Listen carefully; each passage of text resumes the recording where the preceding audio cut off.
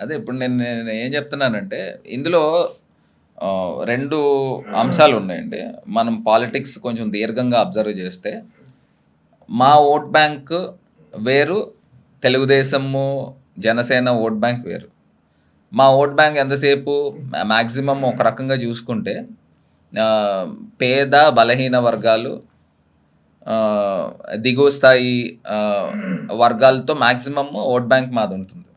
ఇక్కడ ఏంటంటే తెలుగుదేశం పార్టీని బాగా అభిమానించేవాళ్ళు above middle class, rich people వాళ్ళు ఎక్కువ ఇచ్చేస్తారు.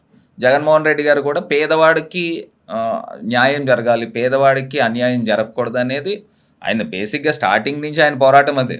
అవును. ఇప్పుడు చంద్రబాబు నాయుడు గారిది ఆయన ఐడియాలజీ ఎంతసేపు capitalistic ideology. Okay. Jaganmohan Reddy గారిది మొత్తం అంతా కూడా సోషలిస్టిక్, హ్మ్. మొత్తం అందరికీ సమాజ స్థాపన జరగాలి హ్మ్. అనేది జగన్మోహన్ రెడ్డి గారి ఆలోచన.